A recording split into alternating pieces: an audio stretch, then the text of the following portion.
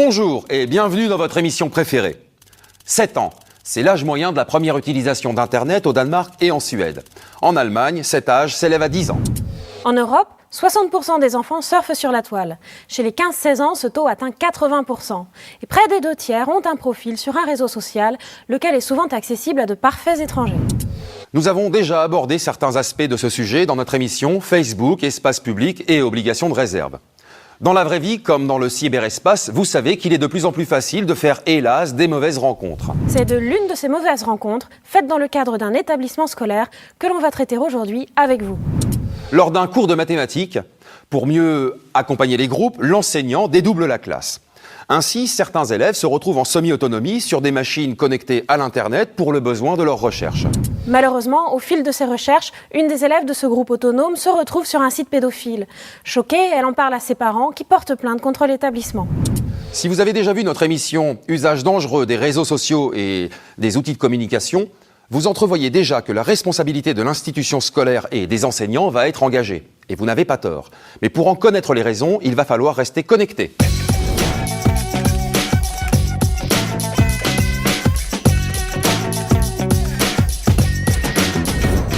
Chers amis, l'occasion nous est donnée par les circonstances de notre cas d'aujourd'hui de signaler qu'il existe de plus en plus de risques pour les enfants circulant sur Internet d'être confrontés à des contenus illicites de nature à attenter à la dignité humaine et à heurter leur sensibilité. Dans la mesure où la confrontation à ce type de contenu a eu lieu en classe à l'occasion d'une pratique scolaire, nous devons nous interroger sur la responsabilité de l'équipe éducative. À ce propos, Émilie, que pouvez-vous nous dire ? Eh bien, on peut se référer à l'article 1383 du Code civil qui dispose que chacun est responsable du dommage qu'il a causé tant par sa négligence que par son imprudence. Certes, Émilie, mais je ne vois toujours pas comment la responsabilité de l'enseignant et celle du chef d'établissement pourraient être engagées. Eh bien, l'enseignant a commis une imprudence en laissant seul devant l'écran une partie de ses élèves. Oui, d'accord, mais on ne peut pas mettre un prof derrière chaque élève et encore moins des gendarmes. Vous vous rendez compte, il y a des centaines de ces cours tous les jours. Je le sais bien, et cette imprudence ne pourrait être reprochée à l'enseignant que dans le cas d'élèves très jeunes. Mais déjà au collège et a fortiori au lycée, la surveillance peut être moins étroite. Et la responsabilité du chef d'établissement ? Là, c'est un peu différent. Il faut regarder les choses de plus près. Le chef d'établissement, vous devez le savoir, a une obligation de moyens à mettre en œuvre pour éviter ce genre de situation. Obligation de moyens, ça veut simplement dire que les chefs d'établissement doivent faire venir des pelotons de gendarmerie pour surveiller toutes les connexions Internet pendant le cours. Très drôle, Christophe. Non, le chef d'établissement doit mettre en œuvre des moyens à sa portée. Et dans notre cas, il doit faire la preuve qu'il a mis en œuvre les procédures imposées par le ministère, surtout depuis la circulaire de 2004 sur la protection des mineurs que je porte à votre connaissance.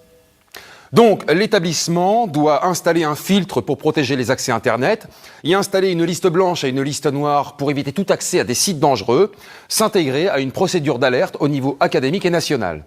Vous voyez, cette circulaire explicite parfaitement les mesures de protection à prendre avant tout contact avec l'extérieur par le web. Il faut aussi mener des actions de sensibilisation et d'information des élèves.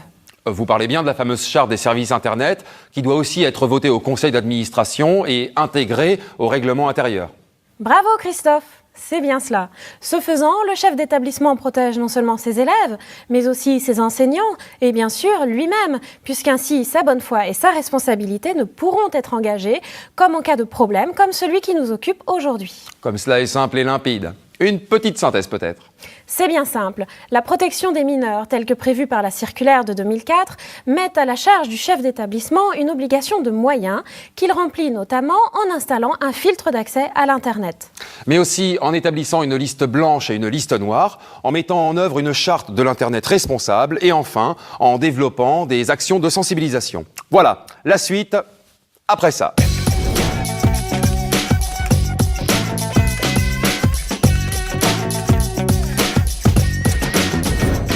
Nous savons maintenant toute l'importance de la circulaire de 2004 dans le contexte de la protection des mineurs par le chef d'établissement. Mais notre cas d'aujourd'hui a des répercussions plus graves, car il s'agit d'un site pédophile et visiblement le chef d'établissement n'avait pas mis en place cette procédure. Oui, un certain nombre de textes consacrés aux infractions relatives à la mise en péril des mineurs peuvent s'appliquer à la situation. Ils permettent à l'élève ayant accédé au site internet pédophile de se retourner contre l'établissement. Le fait de laisser un élève accéder à des contenus pouvant mettre en péril les mineurs peut engager la responsabilité de l'établissement d'enseignement. Vous voulez dire que notre chef d'établissement pourrait être inquiété dans le sens où il a facilité l'accès par une éventuelle négligence, c'est bien cela? Oui, mais permettez-moi de remarquer, plus généralement, que sur ces sujets de mise en danger des mineurs sur Internet, la loi pénale est très sévère, tant pour celui qui diffuse le message violent ou pornographique que pour celui qui le stocke ou qui y permet l'accès. De quel ordre, je vous prie? Les sanctions peuvent atteindre plusieurs années de prison et plusieurs dizaines de milliers d'euros. Elles sont encore plus lourdes en matière de pédophilie. Ça me paraît évident. Mais la responsabilité pénale et la responsabilité civile sont deux choses différentes. Effectivement, Christophe. En cas de manquement au devoir de surveillance, les enseignants et le chef d'établissement peuvent être tenus responsables au plan civil des dommages subis par l'élève, y compris du fait de l'utilisation d'Internet. C'est que ça demande de sacrées qualités d'organisation et un sacré sens des responsabilités pour être chef d'établissement de nos jours. Oui, mais encore une fois, il ne s'agit que d'une obligation de moyens et non pas de résultats. Car personne ne peut garantir qu'il n'y a pas de faille dans un système informatique, aussi puissant soit-il. Oui, et je me souviens que nous avions vu dans l'émission Usage dangereux des réseaux sociaux et des outils de communication que l'État se substitue généralement à ses fonctionnaires dans un certain nombre de cas. Pouvons-nous faire une synthèse de tout cela, Émilie? Bien sûr, je vous la transmets. Eh bien, chers amis, la responsabilité de l'établissement d'enseignement est engagée si le défaut de surveillance des élèves est avéré et s'il y a défaut dans la mise en place des moyens de protection des élèves. Sur le plan civil, la responsabilité de l'État se substitue à celle de ses agents. Mais sur le plan pénal, la responsabilité individuelle de l'agent peut être engagée en cas de faute grave. Émilie, dans notre cas, la plainte légitime des parents peut-elle être reçue?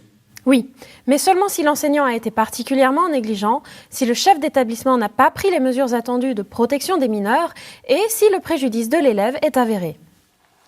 Eh bien, je crois que nous avons fait le tour de la question d'aujourd'hui. Nous allons tout reprendre en cœur dès qu'Émilie m'aura rejoint. À tout de suite. J'arrive.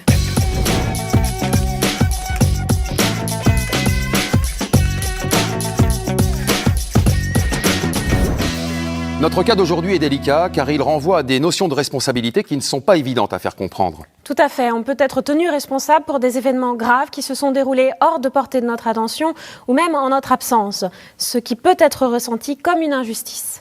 Mais finalement, c'est comme cela que les choses progressent, que les mesures de protection s'inventent.